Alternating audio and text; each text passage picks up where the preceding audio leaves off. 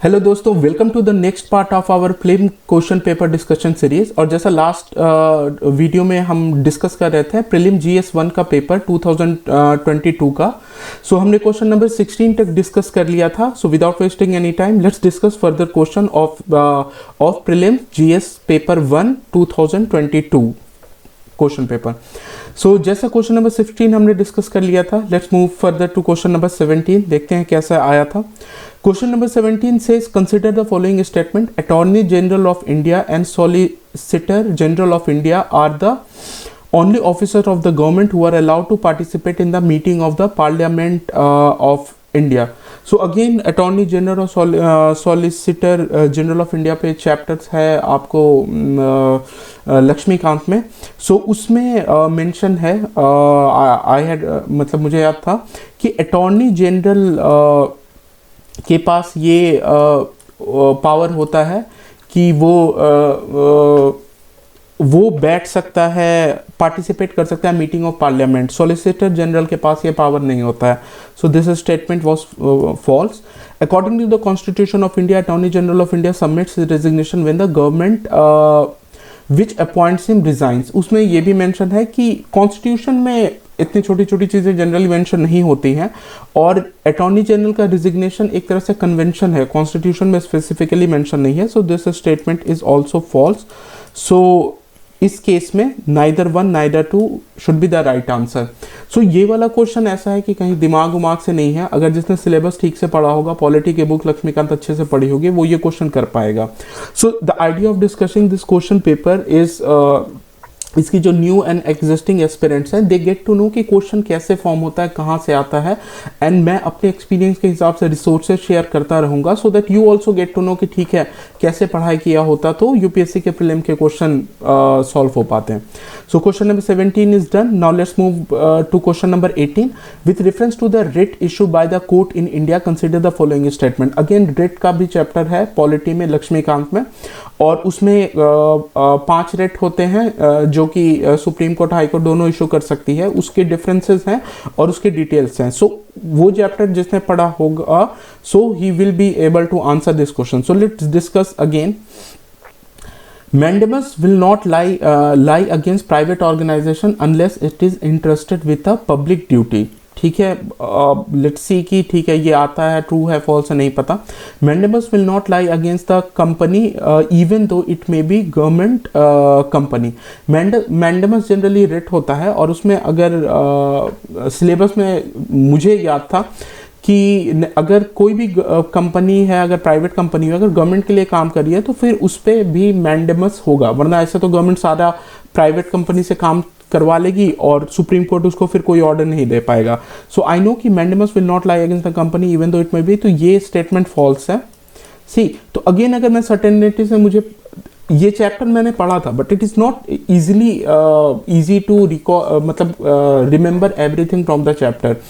Obviously बार बार revision करके सब कुछ याद रखने की कोशिश करना है हमें, but the idea of discussing this question with you इसके कि even if I did not remember कि ये पॉइंट था और ये पॉइंट था, आई जस्ट रिमेंबर्ड ये पॉइंट कि हाँ ये तो फॉल्स है। मैंडेमस लाई करता है अगर कोई भी कंपनी गवर्नमेंट के लिए काम करेगी।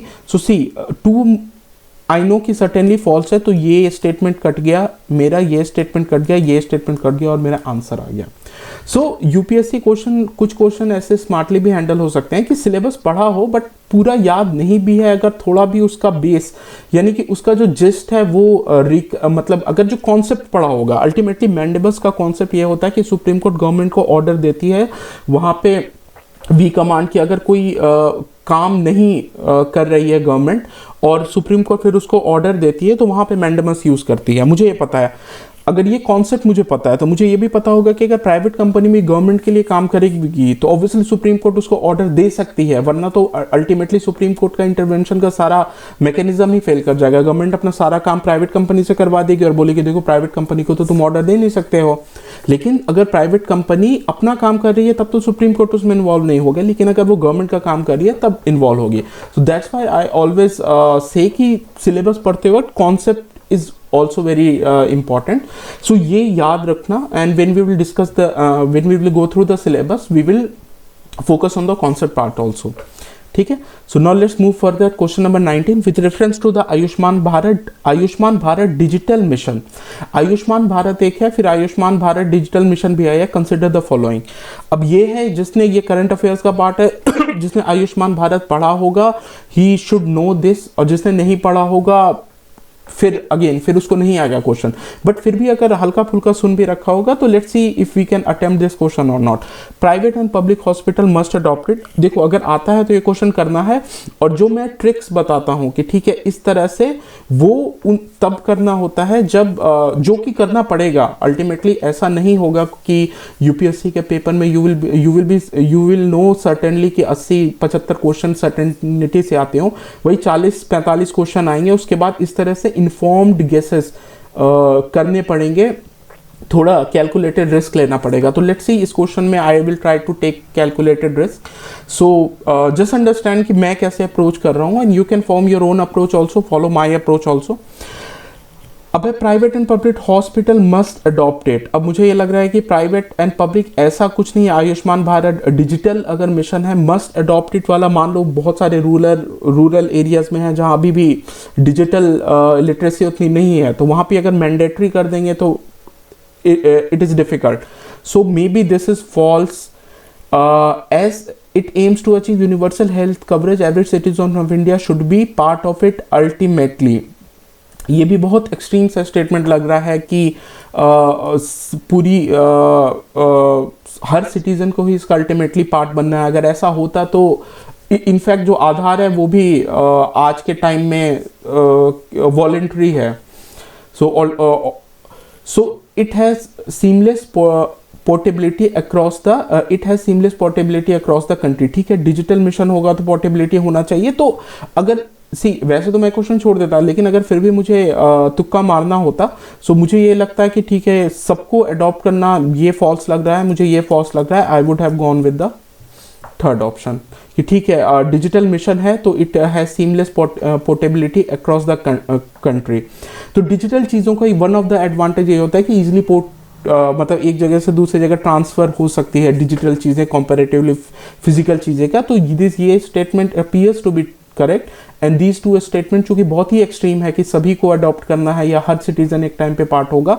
सो इस तरह का कॉन्सेप्ट करके you could also attempt the question जब डायर नीड हो कि ठीक है भाई मुझे पता है कि बिना मतलब रिस्क लिए अब पेपर नहीं निकलेगा, तो that time you can approach question using this method. ठीक है, now let's discuss question number 20 with reference to the deputy speaker of Lok Sabha consider the following. अगेन डिप्टी स्पीकर पे एक चैप्टर है लक्ष्मीकांत में, जिसने वहां पढ़ा होगा he will be able to attempt this question. So जितना मैं लक्ष्मीकांत बोल रहा हूँ, इट शोज कि that book is very important and the polity part is also very important.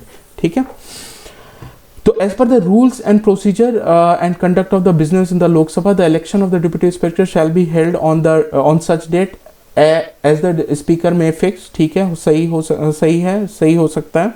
There is a mandatory provision that the election of the candidate as a deputy speaker and the deputy speaker of the Lok Sabha shall be from the either principal opposition party और the ruling party. जब deputy speaker या speaker पढ़ोगे या बहुत parliament का चीज़ें पढ़ोगे तो you will get to know कि बहुत सारी चीज़ें हैं वो वहाँ का एक कन्वेंशन का पार्ट होती है, कोई वैसे मैंडेटरी चीज़ें नहीं होती है। तो ऐसा since I have studied it, I have read that chapter, I can recall कि ये मैंडेटरी वाला प्रोविजन तो पक्का फॉल्स है, ऐसा कोई मैंडेटरी चीज़ें नहीं है। तो अगर ये सेकेंड फॉल्स है तो अब see how attempt the question. अगर ये सेकेंड फॉल्स है तो मुझे पता है कि ये पॉइंट नहीं है, ये पॉइंट नहीं हो सकता। अब मुझे पता है कि 1, 3 और या तो ए सही होगा या तो सी सही होगा। अब 3 दोनों में कॉमन है तो 3 पक्का सही होगा ही। ठीक है, now I have to decide 1 सही है कि 4 सही है। सो 1 मुझे ठीक लग रहा है, let's read the 4। The well established parliamentary practice regarding the appointment of deputy speaker is that motion is moved by the speaker and the duly seconded by the prime minister. Since I have read the chapter, I know कि prime minister का वहां पे कोई वैसा directly involvement नहीं होता है। So I know for certainty कि दिस 4 इज फॉल्स। तो अगर 4 फॉल्स हो तो ये कट गया, ये आंसर आ गया। So this is sometime how you eliminate method. जैसे for example just by knowing कि ये सेकेंड फॉल्स है, ये 2 पॉइंट कट गया और मुझे पता है कि ये थर्ड इररेलेवेंट हो गया कि थर्ड वाला दोनों ऑप्शन कट गया। नाउ जस्ट क्योंकि थर्ड पक्का ट्रू है, क्योंकि ये जो रिमेनिंग ऑप्शन दोनों में था। Now I had to decide कि 1 सही है या फॉल्स 4 सही है, उस पर मेरा आंसर आ जाएगा। So this is how we attempt the prelim paper. Now let's move further. Question number 21। अब क्वेश्चन नंबर 21, अब यहाँ से I guess science and tech के क्वेश्चन या इन्वायरमेंट के question, environment science and tech के क्वेश्चन मिक्स है। Will discuss. ये तो एग्रीकल्चर का क्वेश्चन है। Among the following crop, environment का भी पार्ट है, which one is the most important anthropogenic source of both methane and nitrous oxide. अब देखो, या तो ये चीज़ें पता हो, किसी ने पढ़ रखा हो कि cotton, rice, sugar cane, wheat में से कौन मीथेन और नाइट्रस ऑक्साइड का सोर्स है, बट अगर इन्फॉर्म्ड गेस लेना हो, सो अगर जब इन्वायरमेंट का कॉन्सेप्ट पढ़ोगे तो we will get to know कि जो वेटलैंड होते हैं जहाँ पे पानी वानी जमा होती है, that is one of the sources of methane का सोर्स होता है। सो अब इसमें कॉटन, राइस, शुगर केन और व्हीट में एक राइस ही ऐसी होती है जिसमें पानी जमा करके, जब भी राइस की खेती होती है तो वी नो कि पानी जमा किया जाता है, तो उसका एक तरह से वेटलैंड वाला इफेक्ट होता है।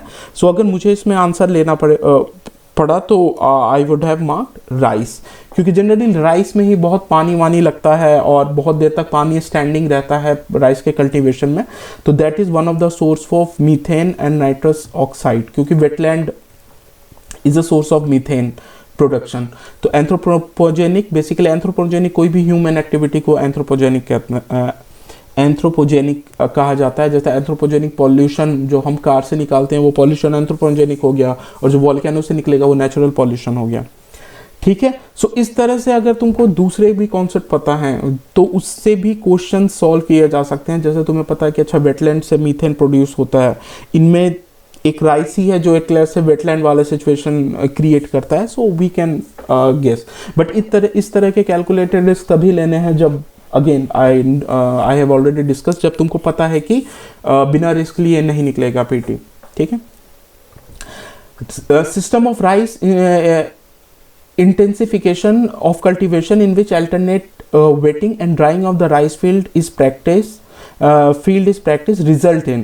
अब rice, system of rice intensification, ठीक है, अब सिस्टम ऑफ राइस इंटेंसिफिकेशन अगर किसी ने पढ़ा हो तो he will be easily able to answer the question. अगर मान लो अगर नहीं पढ़ा है तो let's see if we can approach this question और नॉट। अब राइस और इसमें क्या बोल रहा है, इसमें बता रहा है यूपीएससी कि उसमें alternate waiting and drying of rice field करते हैं, यानी कि पानी एकदम ही भर के नहीं रखते हैं राइस फील्ड में, पानी भरने वाला भी एक फेस होता है, सूखा रखने वाला भी फेस होता है। कि इसका मतलब नेचुरली कि लेस वाटर यूज होता है।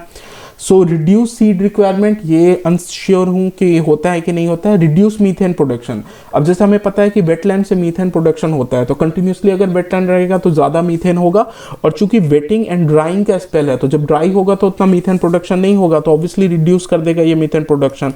So this is true. Reduce electricity consumption सही होगा, क्योंकि पानी फील्ड में डालने के लिए पंप यूज होता है, पंप के लिए इलेक्ट्रिसिटी यूज होती है। अगर यहाँ पे water alternate waiting and drawing करनी है, मतलब कंटिन्यूसली वाटर नहीं रखना है, तो कम वाटर यूज होगा, कम वाटर यूज होगा तो इलेक्ट्रिसिटी भी कम यूज होगा। तो 2, 3 मेरा सही है। अब यहाँ पे ऑप्शन ये आ जाता है कि अब 2, 3 में मुझे पता है सही है, तो 2, 3 ऑप्शन इसमें भी है, अब इसमें भी है। अब मुझे ये पता करना पड़ेगा कि 1 सही है कि नहीं, तो अगेन 50-50 का चांस है। बट जनरली यूपीएससी के क्वेश्चन में ऐसा होता है, अगर कभी तुक्का मानना हो कि कोई अच्छी सिस्टम होती है तो उसके बारे में जो अच्छी चीज़ें होती हैं वो जनरली सही होती हैं। तभी मान लो कि अगर ये थोड़ा बहुत मीथेन प्रोडक्शन घटा देता, बट इलेक्ट्रिसिटी कंजप्शन घटा लेता, बट सीड रिक्वायरमेंट बढ़ गई रहती, तो मे भी उतना पॉपुलर नहीं होता। तो कोई भी अगर एग्रीकल्चर का मेथड है जो इतना पॉपुलर हो गया है कि यूपीएससी उस पर क्वेश्चन पूछे, तो ज़रूर उसमें बहुत सारी खूबियाँ होंगी। सो आई विल, अगर मुझे रिस्क लेना पड़ेगा तो मैं ये भी मानूंगा कि हाँ ये सीड रिक्वायरमेंट को भी पक्का घटाता होगा, तो I would have gone for the option D. So अगर इस तरह की कोई भी टेक्नोलॉजी या चीज़ें होती हैं, अगर तुमको ऑप्शन अगर उसमें पॉजिटिव होता है, पॉजिटिव वाला पॉइंट है, तो जनरली वो सही होता है।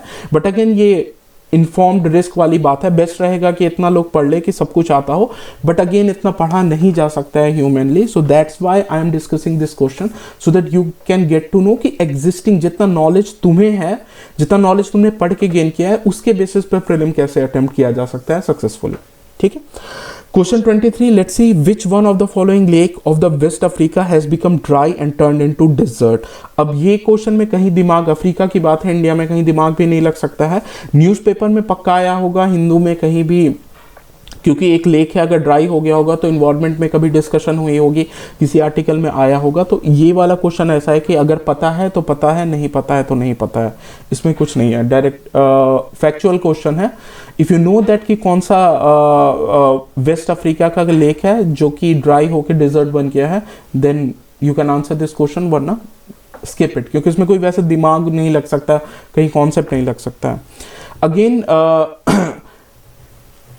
Gandikota canon of south India was created by which of the following river. Again geography का क्वेश्चन है, जिसको पता है कि गंडीकोटा कैनन साउथ इंडिया में किस रिवर पे है, he will be able to answer this question. But again ये बहुत वैसा है कि जिसको मतलब याद कर सकते हैं, बट बहुत सारे कैनन हैं इंडिया में, अब सबको याद करना पॉसिबल नहीं है। तो मे बी कभी जिसको आता होगा वो आता होगा, जिसको नहीं आता होगा तो यू कैन। सो यहाँ पे कैलकुलेटेड चीज़ें करनी है कि फॉर एग्जांपल अब इस साल यूपीएससी में एक क्वेश्चन आ गया तुम्हारा कैनन या किसी रिवर पे कि किस उस पे क्या है, गंडीकोटा कैनन पे। अब इंडिया में बहुत सारे कैनन होंगे, अब वो सबको याद करने अगर हम बैठ जाएंगे तो फिर हो सकता है अगले बार ना पूछे यूपीएससी क्वेश्चन। तो सेलेक्टिव स्टडी भी करनी बहुत ज़रूरी होती है, सेलेक्टिव चीज़ें छोड़नी भी बहुत ज़रूरी होती है। और बहुत बार किस्मत भी होगा, कोई अगर कभी ये न्यूज़ में मेंशन होगा, अगर किसी ने सिंसियरली पढ़ा होगा तो maybe he knows the answer. But ये फिर डिफिकल्ट क्वेश्चन, अगेन इसके जैसा ही फैक्चुअल क्वेश्चन है, अगर आता है तो आता है, नहीं आता है तो नहीं आता है। ठीक है, now let's see this question, consider the following pairs. अब यहाँ पे थोड़ा सा मैंने दिमाग लगाया था, आई डिस्कस की जो मैंने लगाया था। कंसीडर द फॉलोइंग पेयर्स, ये पीक है, माउंटेन पीक है और ये माउंटेन है, जैसे नामचा बरवा है, गढ़वाल हिल्स बोल रहा है। अब मुझे पता था कि नामचा बरवा नॉर्थ ईस्ट में है, जहाँ से जब ज्योग्राफी में when we will discuss the course of the river कि गंगा ब्रह्मपुत्र कहाँ फैलती है, तो नामचा बरवा से ही ब्रह्मपुत्र टर्न लेके इंडिया में आती है। So I knew for sure कि नामचा बरवा नॉर्थ ईस्ट में है, जहाँ से ब्रह्मपुत्र टर्न लेती है। जैसे कि if I just show you Google, अगर हम नामचा बरवा लोकेशन करके map just this is how you search, this is how you use Google and you use map. So basically यहाँ पे है नामचा बरवा और यहीं से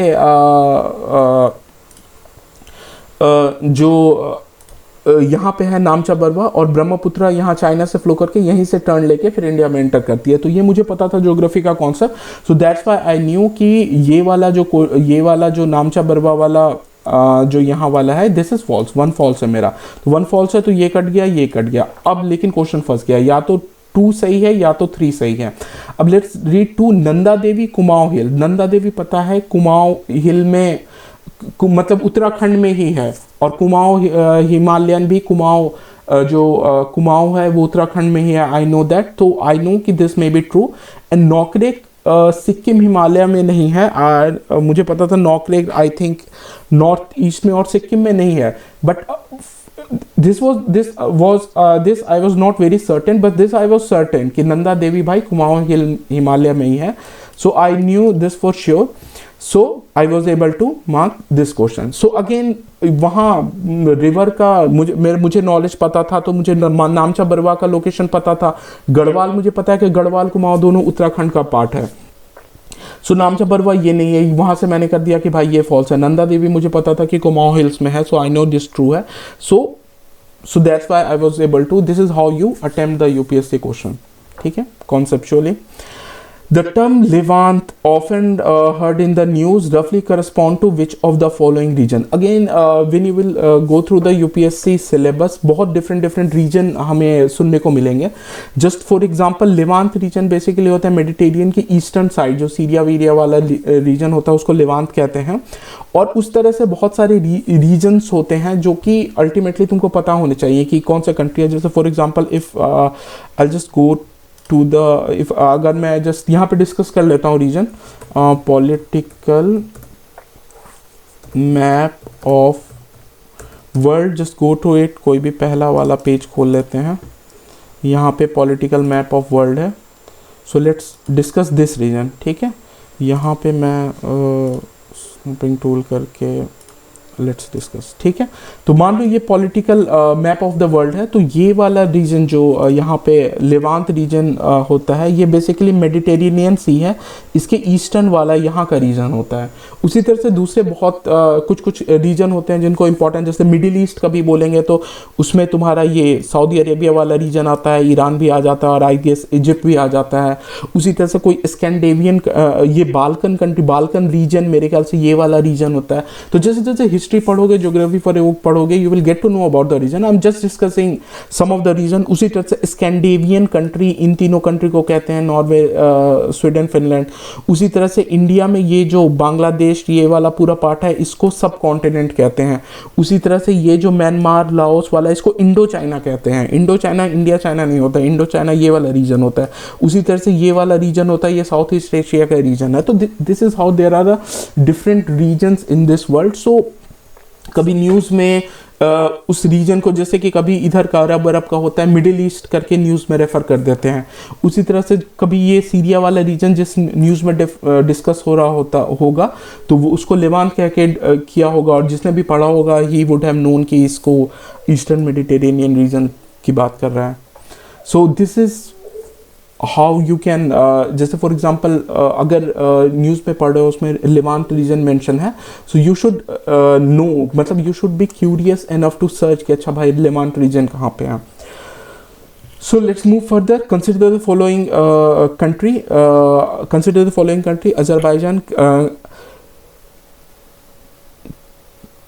Kyrgyzstan, Tajikistan, Turkmenistan, Uzbekistan. Which of the following above have the border with Afghanistan? Again ये वाला question है। देखो अफगानिस्तान और वहाँ वाला मुझे पता था है कि कजाकिस्तान, तुर्कमेनिस्तान, उज़्बेकिस्तान वो सब उस रीजन पे है, but exactly this is why the map of the world is important कि कौन सी कंट्री किसके बॉर्डर में है। If you know this you will be able to answer बहुत सारे यूपीएससी के क्वेश्चंस।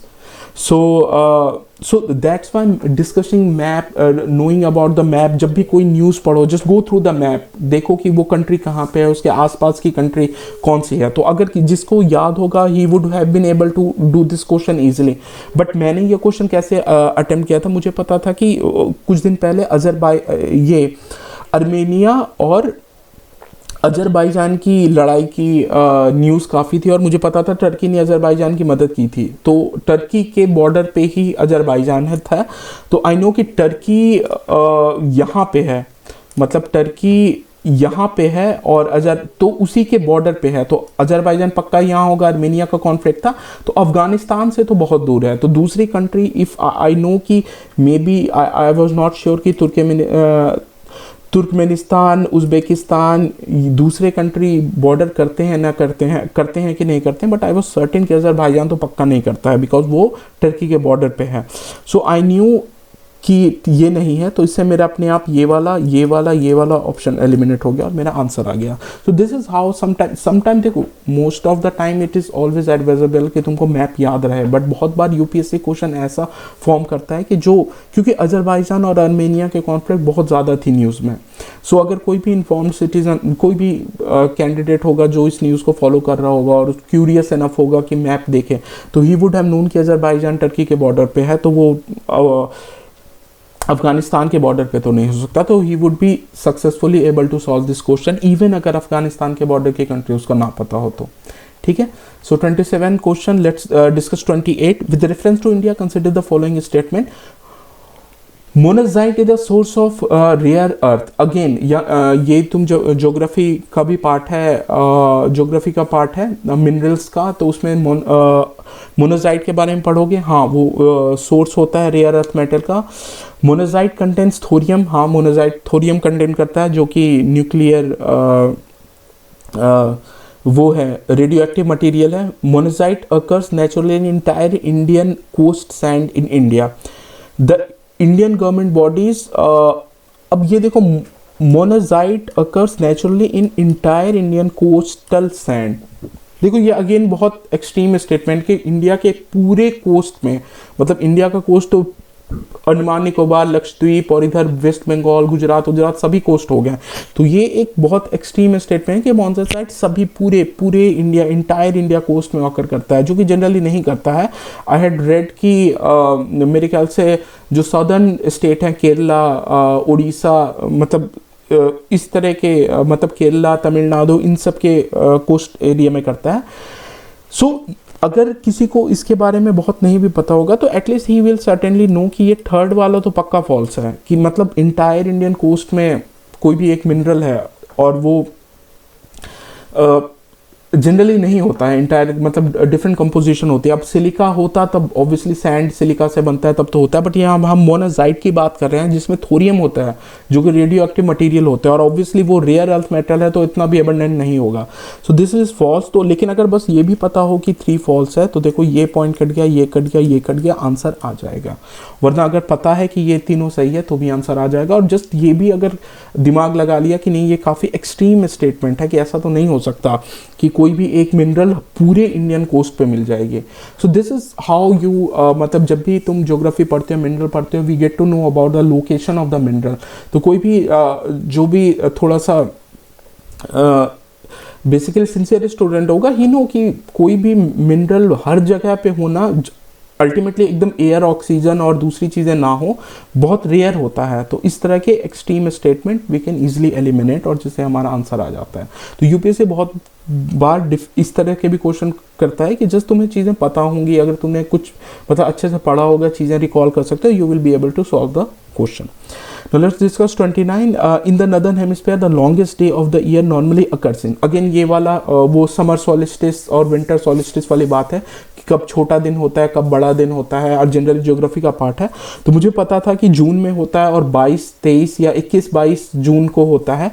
सो जिसने भी वो पढ़ा होगा summer solstice, winter solstice, we will study that when we will go through the syllabus. तो he will be able to कि ठीक है भाई जुलाई तो नहीं है, जून ही है पक्का, और जून में 21-22 है। तो सी दैट्स व्हाई यूपीएससी बहुत स्पेसिफिक नहीं पूछा। जनरली अगर तुमको 21-22 पता है कि ठीक है सेकेंड हाफ में है तो you will be able to correctly answer this question.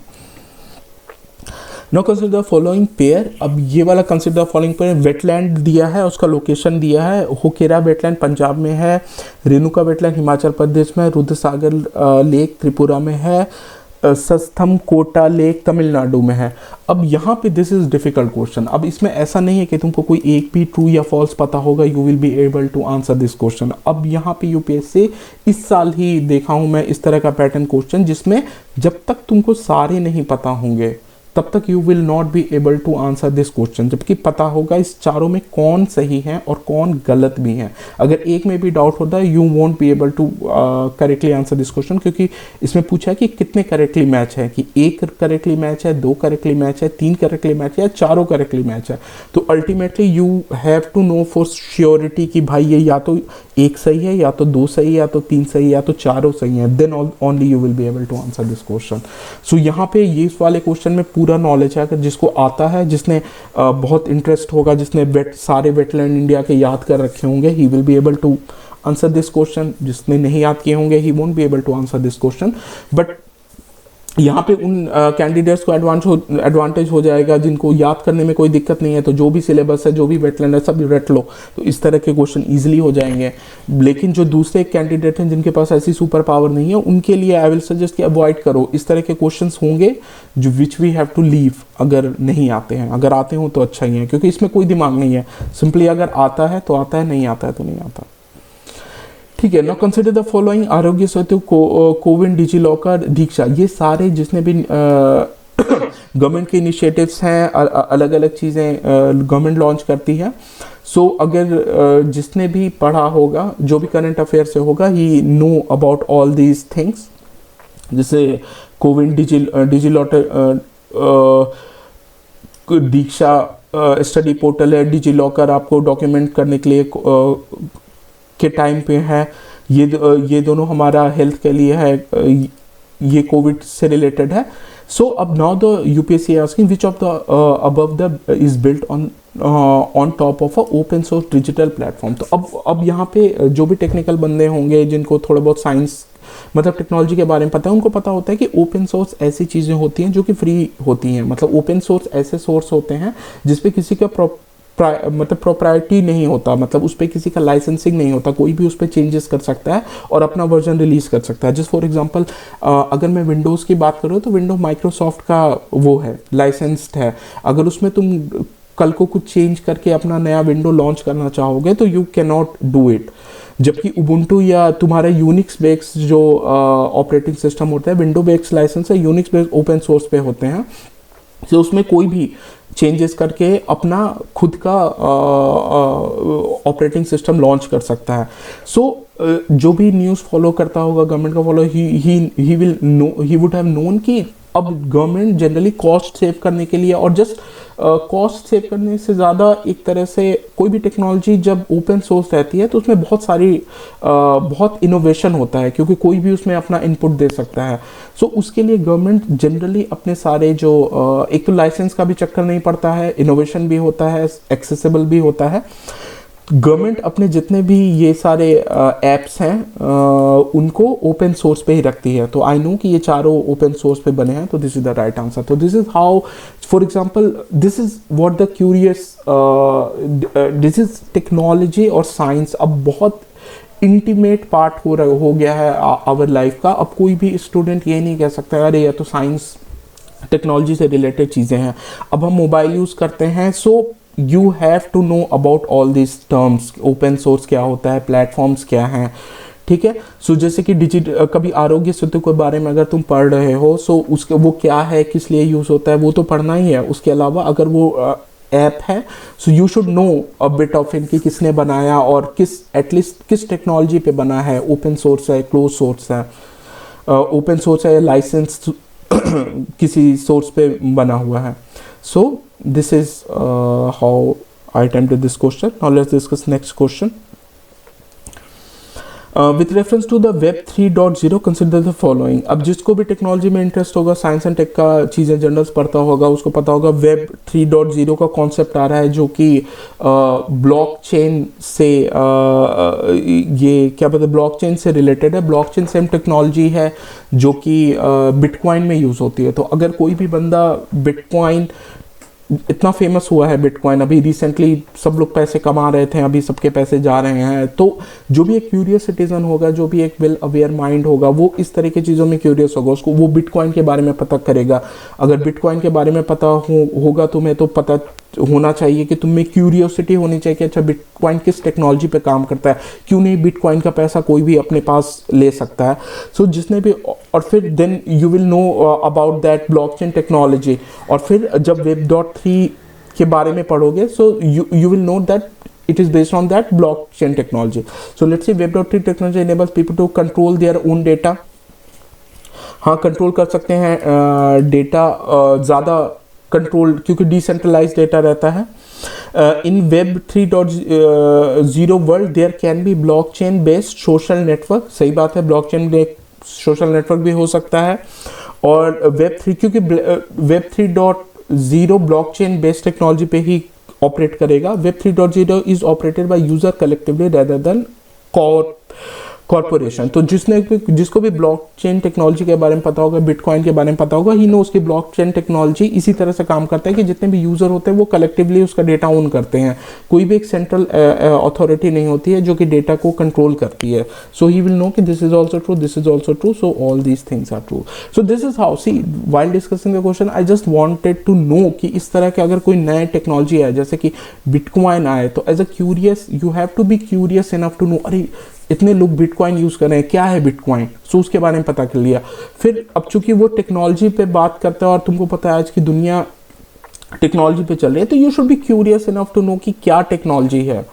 और टेक्नोलॉजी का तुमको कोड पता नहीं करना है, बट वो टेक्नोलॉजी का बेसिकली जो एक कॉन्सेप्ट होता है, जैसे फॉर एग्जांपल कोई एक सर्वर बेस्ड टेक्नोलॉजी होती है कि एक जगह, जैसे गूगल या माइक्रोसॉफ्ट का होता है, एक जगह सर्वर है जहाँ पे डेटा स्टोर है और सब लोग वहाँ से जाके एक्सेस करते हैं। लेकिन अगर एक टेक्नोलॉजी है जिसमें वो डिसेंट्रलाइज डेटा है, सभी यूजर के पास है, तो वो एक डिफरेंट कॉन्सेप्ट है। तो at least you should know that concept, कैसे वो डेटा एक्सेस हो रहा है, उसका टेक्निकल पार्ट नहीं, but actual conceptual part you should no. उतना एक्सपेक्ट करती है अब यूपीएससी अपने कैंडिडेट से कि उतना उनको पता होना चाहिए। ठीक है। So this is question number 32। Let's further discuss question number 33। So I think we should stop here. Question number 32 discuss करके क्वेश्चन नंबर 33 नेक्स्ट वीडियो में डिस्कस करेंगे। Let's not make the video very long. देखो मैं quick करके भी video खत्म कर सकता हूँ, बट देन इस वीडियो का फिर कोई मतलब नहीं रह जाएगा। The idea of making this video is just to make a new candidate और एग्जिस्टिंग कैंडिडेट नो कि कैसे पढ़ा जाता है यूपीएससी के लिए। हर क्वेश्चन में मैं डिस्कस कर रहा हूँ कि अच्छा ये बुक से आया था, अच्छा ये क्वेश्चन यूपीएससी क्यों पूछी थी, ये टेक्नोलॉजी से रिलेटेड क्वेश्चन है, जस्ट लिसन। कोई अगर मैप से रिलेटेड क्वेश्चन था, दैट आई एम डिस्कसिंग कि मैप कैसे होता है, रीजन कैसे होते हैं, कैसे पता करना होता है। तो this is I am just teaching you the way कि कल को जब तुम सिलेबस पढ़ोगे तो कैसे पढ़ोगे। तो फॉर एग्जाम्पल जैसे कि अगर कोई न्यूज़ पढ़ रहे हो तो you should just go through the map. जैसे आज के इससे हमें यही लर्न हुआ कि अगर कोई न्यूज़ पढ़ रहे हैं तो we should always go to the map and check कि अच्छा वो लोकेशन कहाँ पे है। अगर किसी जियो पॉलिटिकल चीज़ें हैं, मतलब वर्ल्ड लेवल पे चीज़ें हैं, तो वी शुड नो कि आसपास की कंट्री कौन सी हैं। देन अगर कोई साइंस एंड टेक्नोलॉजी का क्वेश्चन है, कोई ऐप गवर्नमेंट अगर लॉन्च की है तो वो किस टेक्नोलॉजी पे बेस्ड है, किस प्लेटफॉर्म पे बेस्ड है, इसका भी हमें थोड़ा बहुत आइडिया होना चाहिए। क्यूरियोसिटी होनी चाहिए जानने की कि वो किस टेक्नोलॉजी पे काम करता है, किस प्रिंसिपल को यूज करके वो वर्क करता है। So this is it for today's video. We have discuss till question number 32 और फर्दर क्वेश्चन नेक्स्ट वीडियो में डिस्कस करते हैं, और उसमें भी हम बहुत सारी ऐसी लर्न करेंगे आई विश कि जिससे you will be in a better position to prepare. Ultimately बहुत बार जब ये सारी चीज़ें पता नहीं होंगी ना, तो यूपीएससी का तुम सिलेबस पढ़ लेते हो, सारे करंट अफेयर पढ़ लोगे, फिर जब क्वेश्चन नहीं होता फिर तुम्हें ये लगेगा कि यार कहीं और से पढ़ना चाहिए था, पता नहीं कैसे पढ़ते हैं चीजें। तो that is the whole idea of discussing the question, so that you can know कि क्वेश्चन कॉन्सेप्ट अप्लाई कैसे करते हैं, नॉलेज अप्लाई कैसे करते हैं, रटी रटाई चीज भी अप्लाई कैसे होती है, या गूगल को सर्च करके अप्लाई कैसे करते हैं। यूपीएससी क्या एक्सपेक्ट करता है अपने कैंडिडेट से कि कितना अवेयर हो वो अपने सराउंडिंग के बारे में, अपनी करंट अफेयर्स के बारे में, चीज़ों के बारे में। So let's meet in the next video to discuss further question. जय हिंद।